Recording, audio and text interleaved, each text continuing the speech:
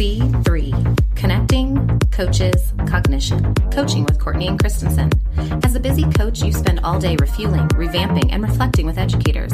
Now's the time to stop and recharge your batteries with some much-needed coaching for the coach.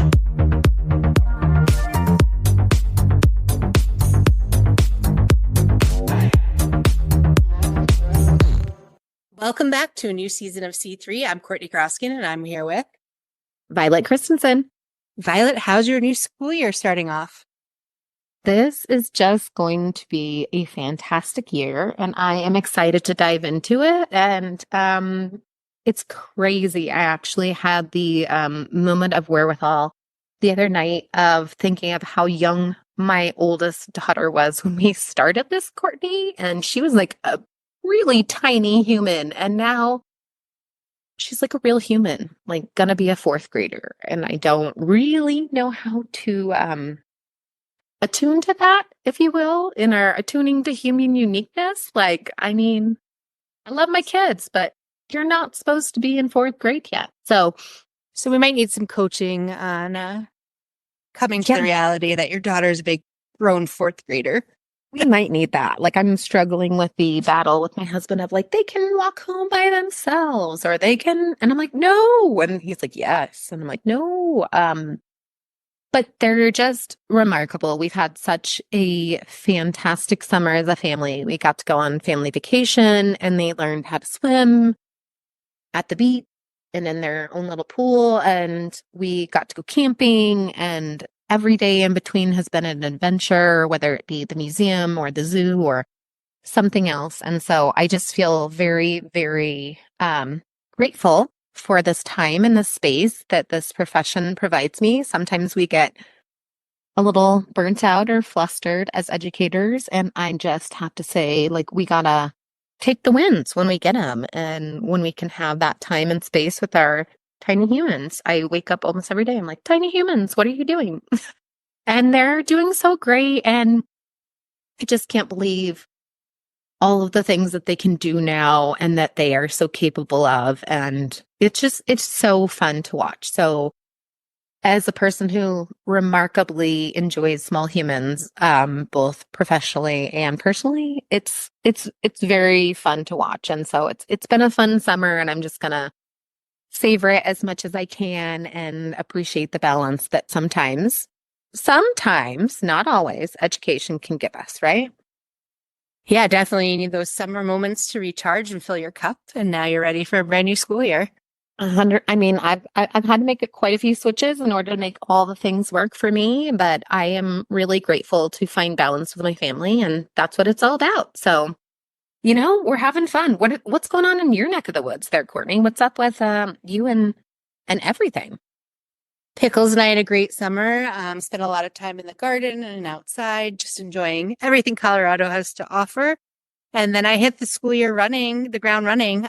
We just had our Teach to Reach conference and our new teacher orientation combined. So we hosted 600 educators over 2 days to focus on multilingual learners and our underserved students. So a lot of energy coming off of that and the excitement around the new school year.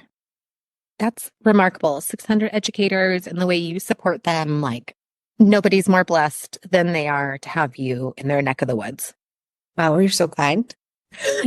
You know, we just have fun where we are and how we do it, right? I mean, they show up. These are teachers that are not on contract yet, and they come to learn. And how can that not be exciting?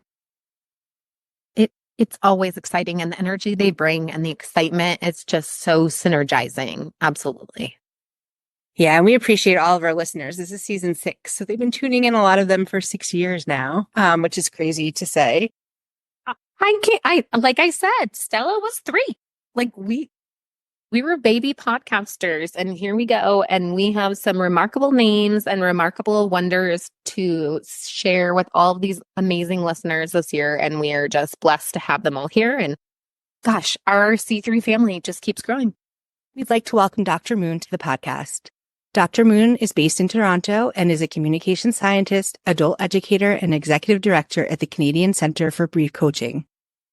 She developed the Dialogic Orientation Quadrant, the DOQ, and teaches at the University of Toronto and Harvard Affiliated Institute of Coaching. And she's an accredited author and international speaker. Welcome, Dr. Moon. Can you please, Dr. Moon, tell us, like, what is your background in coaching? Can you please catch us up on how you've gotten to where you are now and all of the things that have happened to bring you where you are? Well, coaching for me, I realized when I was cleaning out the garage that I had this old notebooks from my university. And I was like, oh my goodness, what is this? And I'm looking at my, I think, third year course that's called coaching, sports coaching, actually. And I was like, there's no way. And I'm reading through it. And of course, I actually learned back in university about sports coaching. And I remember thinking, this is too easy. Come on. People don't change like this. Because, I'm a psych major, right? So I'm like, no, come on. You need some experts. And I remember reading through that not too long ago, actually. So that's probably when I first heard about this idea of coaching. Well, it was context was sports coaching, but I think they're talking about actual coaching process. So that was my first time, and I completely forgot about it until like much later, almost like a decade later, when I walked into a classroom thinking, oh yeah, this is organizational development class. And I walked in and like halfway through, it was all day class, and actually half the morning was gone, like it gone by. And I just missed the beginning of the class because I was slightly late. And then the guy or the professor, he kept on talking about building trust and, this and that. I'm like, yeah, it makes all the sense. Of course, we do that in organizational development. But then he didn't say a word about the OD. So I remember during the first break, I asked him, I love this class already, but Dr. Warner, you didn't say anything about OD, short for organizational development. And I remember him just looking so confused. He looked at me. He's like, we don't talk about overdose. So I'm like, what's happening here? And what I realized is that the school made last minute classroom changes. And I guess I didn't check my emails back then either because I missed an email. So then I walked into my old classroom and here it was, a completely different course called Solution Focused Brief Practices. And I really walked into it that way. So that was my beginning. Isn't that cool? Wow, that's the universe really sending Awesome. a message. Yes. Yes. Right? Yeah, we don't talk about overdose. It's like, is that some sort of like bad dad joke? Is it what's happening here? So then after that class, what kind of led the rest of your journey? Courtney, I actually fell in love with it because it was so respectful. It was my first impression of this approach was so respectful. You don't see a person as a holder of disorder or disease. You see a person as somebody who's carrying the weight of life and also their way finding with them. And I just thought, wow, what a respectful way of actually doing the work with them. And I think I dropped the other course I was actually planning to take. I stayed in the course. And since it was actually outside of my department, I had to get it all signed and everything, but I stuck with it. And then that same year, I actually went to their main conference. And that's how it began. I went to conferences. I trained myself in it. And then somehow there's no shortage of requests for coaching.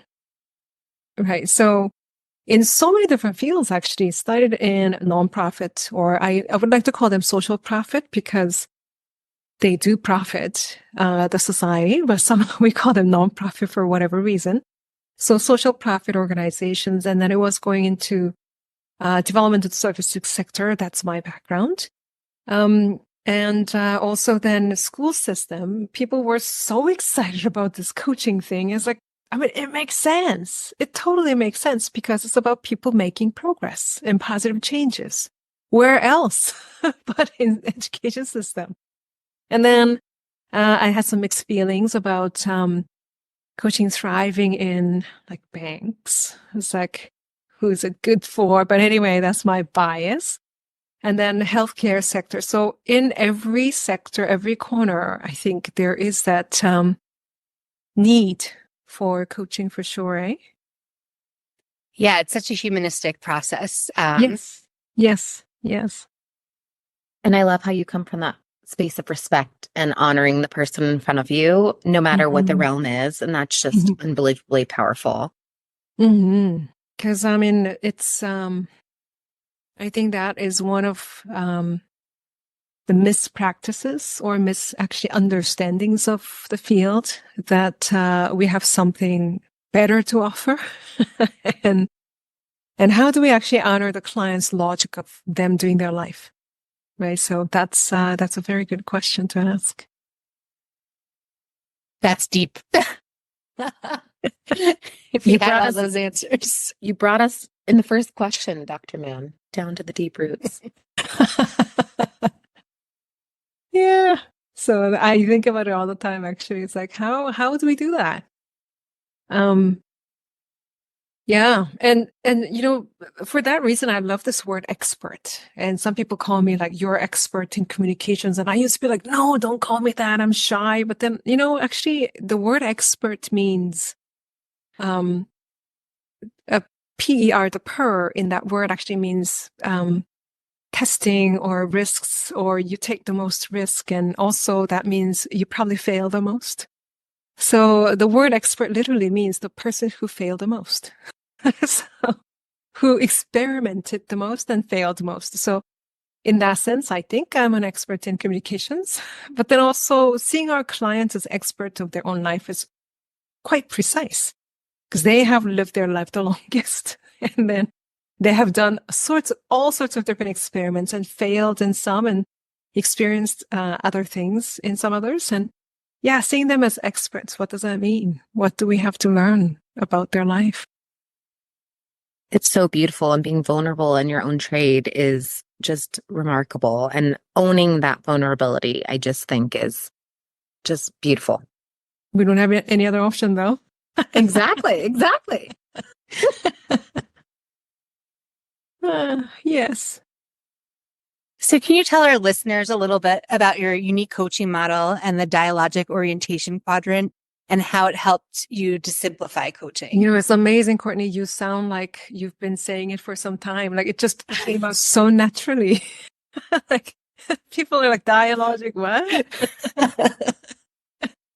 So, well, this is not really a coaching model. I would say this is more of a heuristic. So educators know exactly what that is. It's a tool to help you learn something. And as a heuristic of interaction, so what it does is that it organizes what you listen, like the content of what the client is telling you, what the student is telling you. So the function is to organize it. So it's mapping. So you're mapping where they are. Now it's called dialogic because the nature of our interaction is dialogic. It's a dialogue. It's not a discussion. It's not a decision making. It's a dialogue. And also in terms of its function, by listening, we are already orienting. Just by listening, we're actually co-authoring their narrative.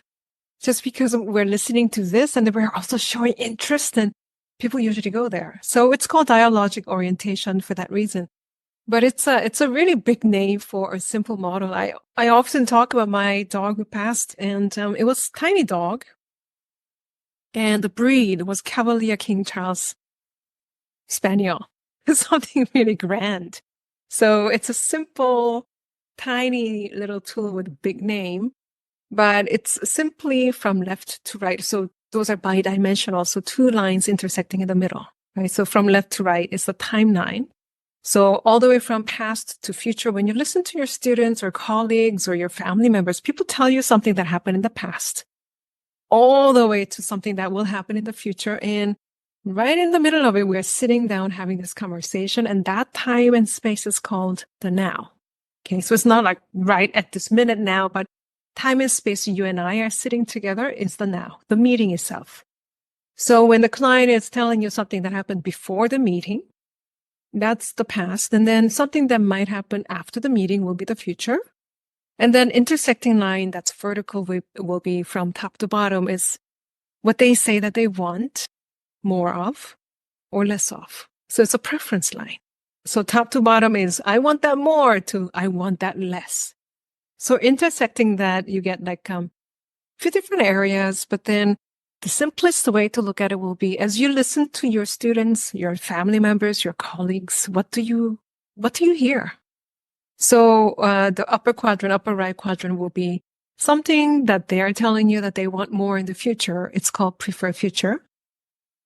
And then going counterclockwise, when you hear people tell you stories about something that happened in their life that they really liked, it could be like thoughts, feelings, experiences, relationships, and all those different things. We call that resourceful past. And, going counterclockwise, the lower left corner will be what people tell you that, it just happened in my life and that was not my preference.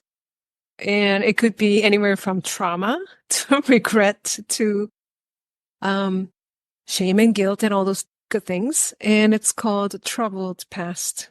And the reason why I call it troubled past is because I think more people can relate to that than calling it trauma or regret, right? And then the last quadrant, which is lower right, is when people tell you that, I'm really sort of like, I worry that this might happen in the future. That's called dreaded future. And all of us have it. So that's why we have expressions like, thank God it's Friday. And it's funny we say that because the minute we say that, we are already framing Monday as a bad day. So usually I say, oh, thank God it's Monday as a reframing. But that's how we have small dread, big dread, and seemingly a good thing. Let's say getting married. Which quadrant is in? Well, we don't know. Some parts of it is definitely in quadrant 1, like prefer future, but some other parts of that might be in dreaded future. For example, planning your wedding. So anyway, so that's a very simple listening map. And as you're listening to someone's story, we are listening to, if you think about your listening as actually as an intervention. So whatever you listen to will grow. Which quadrant would you like to see growing? Right? So yeah, that's the tool. Oh my goodness, which quadrant do you want to see growing? That just feels like what a great coaching question to take into the start of this year. And you are just such a great way to start this year of framing it on a positive note and thinking about our mentality and thinking about how we are pressing forward into this school year. And I know you work in all realms, but traditionally we think about education and just, oh my gosh, what a great frame of it is Monday morning and we're super stoked and we're going to make it a great Monday and like starting the year off fresh. So thank you for that frame to start. And we want to hear just a little bit more about your background and how did your experiences and background in education influence the concepts and strategies that you have been presenting in Coaching A to Z? We want to unearth a little bit more. Oh, so coaching we say A to Z in Canada, by the way. I love that. I didn't know that. Thank you for correcting me, please. No, it's correct the way that you say it. Oh my gosh. But when I say it, I usually say it's coaching A to Z. Okay. And I guess, well, my background actually is a lot of people in coaching, they have various backgrounds. That's something that's unique about this field, right? So they bring we call it legacy fields, and we have teachers, social workers, and, psychologists, doctors, and all these people coming with their legacy fields into coaching. And my field is in adult education. So you're correct. My background is actually in adult education. And one thing that I know about adults, and here's the thing, there's this idea that adults learn differently than kids. But maybe that was true back in the days. But nowadays, we learn even more similarly. And what's interesting is I started this weird thing that I thought I would never do called karate not too long ago. Oh, yes. I know. And I love it because and I started karate and my nephew wanted to start with me. Okay, let's do this. And he's 15, right? And I'm like much older than him. And when there's instruction, I listen to the instruction because I need to follow it. But then this guy, instruction is not done yet, but he's already doing it. It's like Nathan, like listen first. But then he's already doing. So I see some differences because I need to now look at it, process it. mentally rehearse it, and then carefully do it. And the feedback I usually get from my senseis, they say, don't overthink it, just do it. Right? But then with my nephew, they say, don't overdo it, think. So, which one? So my background in education also is working with a lot of teachers. And, I'm not trying to be positive, but I want to be really like realistic. So I know this is your first episode, but here is something that I can say. I have so many teacher friends, and also as an educator myself, burnout is real. And I also have many friends who say, oh, especially after the pandemic, if I get an email from a parent and when I see their name in my inbox, my heart skips. Now, that anxiety, dreaded future is real. And my friend who's been a teacher for 24 years and she cannot wait to retire next year, she says, I'm still giving my best, but in my 24 years, I only had 2 parents that I actually emailed saying, thank you for being such a good support. Because they actually emailed me, thank yous, how can I support you, and all those things. Only 2 families did that in 24 years. That's the level of support that we're talking about for our teachers. So when I introduce something like that, I know the reality of schools.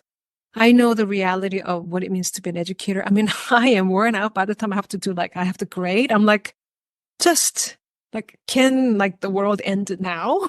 I don't have to do this.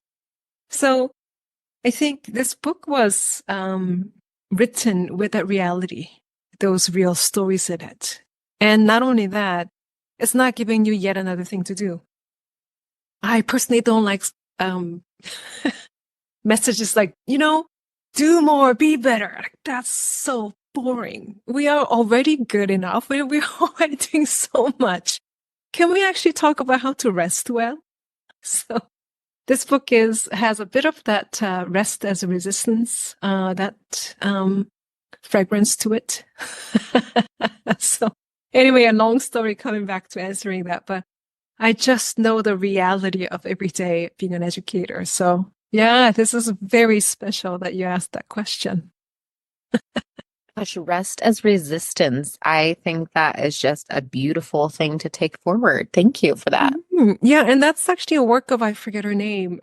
There's a book called Rest as Resistance. And also there's this organization called the Nap Ministry. How really taking a nap is an active resistance. I need to join this ministry. I'm serious. Because we're driven for whom, for what, right? And then as educators, we are the ones who are shaping the future, and we need to be awake about these things while taking a nap, I guess. After your nap, you can dive in and That's right. We'll just pause for our nap time first. I'm a big fan of naps personally. Right? Me too. Me too. All around. All around. Yes. I know we have a lot of new coaches listening, and they often run into a lot of challenges, even as experienced coaches. Can you share with us an example of a challenging coaching situation and how you applied principles from your book to resolve it successfully? Challenging coaching situation. Oh, there are a few, but by the way, I love that you're asking about challenging coaching situation, not challenging clients. Because that would be mislabeling. I've never met a challenging client, actually. Just like as teachers, we've never met challenging kids, but we've met their right? So in a way, challenging situations maybe. In your context, I would say, in my context, often in healthcare, if somebody's mandated to come and see me, a student is mandated, so to speak. It's almost like sent to see you as a punishment. So they have this idea coming to see you is not a good idea, or it's cases where, let's say people have different goals, especially in youth. working with the youth and they are forming their identity and they have special wants that may be different from their parents' wants. Even in university, I had a graduate student whose parent called me and asked about their grade. And I'm like, I'm sorry, excuse me. He's 25. So those are some challenging situations, right? So how do you navigate? And also when you work with a group. And as like teachers, for example, when they work with a class, for me, it's everyday group coaching, team coaching, and their families show up. It's like family therapy. And then how do we curate those multiple wants? And so I think any coaching situation could be challenging, but then if you're listening right, if you're listening to what people want, usually it goes in the right direction. So yeah, that's an interesting question. I have a few of those situations where somebody who sent them said 3 things needs to change about them. And then the person who came to see me said, well, I don't know why I'm here because they should be here. I don't know why they sent me. I don't have a problem. But then another one that's kind of like fun that you will hear a lot, especially for those of you who are studying kind of new in this role, is when somebody's goal is to change somebody else.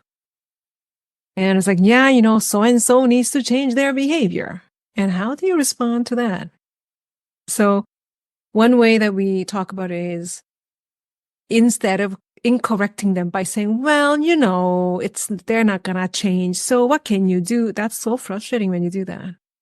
So one word that I love that it works almost every time is suppose they did change. Suppose your mother is off your case. Suppose your father, blah, blah, blah. What difference would that make for you? And that supposing really poses the person above that struggle or whatever they see it as a dilemma. And then like, well, then I will be able to focus back. And then all of a sudden they're talking about what they want, right? Or sometimes when people might tell you their goal is to stop something, which is what we call avoidance goals. Their goal is to stop quitting smoking, stop the TV, or not doing something as a goal. That's a very difficult thing to do. Because if you want to quit ice cream, don't sit in the ice cream store thinking, I'm going to quit that. But what do you want instead? So then how do we actually shift their attention to what do you want instead? Because it's easier to approach what you want than avoid what you don't want. So those are some very simple techniques that we can use to shift in those sticky situations, I guess. Yeah, I love the nuance of words. All we do is talk as coaches, and the importance of just choosing the right word or the right frame. Suppose this happened, what would that look like? It's so much more invitational and kind of gets people to move past what they're kind of stuck on. Yeah, exactly. Because you're only supposing. We're not imposing, but we're supposing. Mm-hmm. We're not imposing my logic on you because you should listen to me versus let's suppose. That's different. And Courtney, I think of one of our first coaches we worked with. If you weren't stuck, then how would you feel now? And he would always say that same question. And it always brought me out. And I'm like, I am stuck. Like, you're helping me just remove that barrier of like, if you're not stuck, where would you be now? And just being able to remove that trepidation, if you will, is powerful. And absolutely. And I think also there's what we call the danger of positive fantasy. So supposing is not necessarily just like positive thinking, because it has to be anchored in reality. Okay. So if somebody's just doing, that's also a little bit dangerous because it's almost like same as like asking somebody, so where do you see yourself in 10 years? Right? It's like, what are you going to do with that information? Because it's not anchored in reality. Where do you see yourself in 2 years if it's too long? So then how do we really connect that to the reason for their visit? So suppose you didn't have to come back next week to see me. What would you do with that time? It's way more anchored in our reality than where do you see yourself in 5 years and how do we get there? That's problem solving at best. Absolutely. Yeah. Well, coaching A to Z covers a wide range of topics. Thank you for saying A to Z. Yes. I have my European roots. We need it. Are there any particular areas or themes in the book you believe are often overlooked or underappreciated by coaches? Well, the subtitle of the book is Extraordinary Use of Ordinary Words. So it's actually literally A to Z lexicographic way of A for already, B for becoming. So it's like each word, it's really ordinary that you are already using many of these words every single day. So it's kind of like, how do we use the words people are already using to create that extraordinary sort of shift? It's almost like as you read the book, you don't know that you're learning, but you're learning. It's almost like that. People don't know that you're being coached, but they are actually being coached because it's so ordinary. So some areas the coaches are often misunderstanding is the concept of coaching. So for example, people think here, where do you want to go? And where are you now? How do we get there? Now that's not coaching. I don't know how many times I have to say this. Like setting the goal, where are you now? Let's do the next step. That's called problem solving, which is so useful. But that's not coaching. So maybe that's training. Yeah, let's learn this and go there. This is the website you want. Okay, where are you now? Okay, what do you now need to do? That's next steps and all those actions, action stepping. Those are problem solving. So when it comes to coaching, it's when somebody becomes aware, something that they were not aware of before. So for example, I had a lot of teenagers and other young people who will usually answer me with, I don't know. I can ask them anything. They're like, I'm like, and the shrug, the facial shrug and all this shrug, and they don't even like say, I don't know, right? And I think when my nephews got to that age, they started to say, I don't know. And instead of dismissing it, I wanted to take it seriously. So they said, I don't know. And I said, well, you don't know yet. So what do you think? Might be useful to know. And that introducing that idea of yet, which is the why, the word why in this book is yet. You don't know for I don't know versus I don't know yet. It's a completely different stance. I don't know yet. So what are you going to do about it? Well, I think I can do this, then that versus I don't know. I'm stupid. Right? So that's one. But then also another one that I think about is that idea of suppose, for example, supposing. And what difference would that make? And one actually really good example, tangible example is this in the modality that I practice, we use this thing called scaling question, scale of 1 to 10. And 10 is what you're really hoping to see happen is happening, more or less on a regular basis, 10, let's say. And 1 is like the opposite. Where are you today? And they say, I'm at a 6. Okay.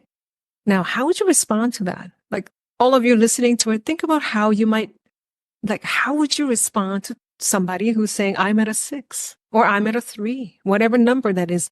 What do you say to them? Because usually when people say in conventional, what is known as coaching, people will immediately, especially people who are trained in a regular school system since 1970s, I would say, our first response will be, okay, you're at a 6. How will you get to a 7? How will you get closer to 10? We want to just get there. That's our tendency. Now, what people are not aware of is that scaling question, for example, is just simply a metaphor of progress. What does that mean? It's a progress of existing progress, not progress now you need to make. Then simply pausing and asking, okay, not even judging the number. Ooh, 6 so low. Oh, 6 so high. Simply saying, okay, 6. So how did you manage to get up to a 6? It's a very different question than, ooh, just a 6. Okay, kind of like, a little bit over halfway point. So you all of a sudden judge the number. But when you ask, how did you get up to a 6? They will tell you all the progress that they have made from 1 to 2 to 3 to 4. And that existing progress is what drives people. What they have already done. A for already. What they have already done. Not you're almost there. What they have done already. And after that, simply saying, I don't want to assume that they want to be at 10. Because I had a student who actually had an exam coming up in 2 weeks. And she actually answered me she's at a 6. And then I said, so by next week, because the exam is the following week. So where would be good enough for you to be at on the scale? Then she just answered me 6, right? And then, well, today I'm at a 6, but oh, I don't know, next week. And she's sort of like pausing. She's like, I think 3 will be good enough. And then I was so confused because she's at a 6. What do you mean by like, your readiness to be at like 3? Because I'm like, okay, maybe she confused 1 to be the good end. So I was like, oh, no, I had to reframe the scaling by, so no, 10 is the, you feel ready, you feel confident. 1 is the opposite. And she's like, I know, I heard you. And then I was like, but you said you're at a 6 today. You want to be lower? You see how my judgment just came out? And then she stopped me and she's like, you don't know my life. And I was like, oh, what do you mean? Well, next week, one of my family members are coming out of jail. And if I can stay at 3, that will be almost like miracle for me. Now, that taught me a lesson, didn't it? And she said, and I said, so how do you think you can manage it to be a 3? And she said, well, I already talked to my friend who I can stay with. See, she's got her logic all sorted out. And I think for me, scaling is such a good representation of the way that we work. How do we honor their existing progress without pushing them to be better, do more? And just sit there and honor that. And simply check in with them. Where would you like to be? And what does that look like? Anyway, sorry for this long answers. I'm so excited about this. No, I love it. And sometimes 3 is the best place to be. Like, if we can all live at a 3, we're good. Like, and honoring that some days are a 3 and some days are a 9 and some days are a 12 and honoring that and honoring ourselves and where we want to be. No, it was a beautiful story. So don't cut it short for us or our listeners because we want every little snippet. So we just appreciate you. And we're going to go into rapid fire, which I don't even want to because I want to hear more and like pull all the things out from you, A to Z, but we have to keep moving. So I am in charge of rapid fire questions. So we're going to go to those, but we want to be able to make sure our listeners can connect with you and, really feel honored by you. And we want to know, where can we learn more from and with you and where can we follow you so that we can continue to keep our journey together? The best place to connect with me directly is actually LinkedIn. So LinkedIn is one place. But if you want to know more about programs or coaching programs, I think, what's the website? Briefcoaching.ca. I think that's the website. Yeah. Brief as in short term, not as in brief, the one that you wear. Briefcoaching.ca. So that's the website. Usually my team, they put out training schedules and so on. So yeah. Well, you are well known. I know we will all find you and give us a couple more, but what does coaching mean to you in a quick snippet? Oh, coaching is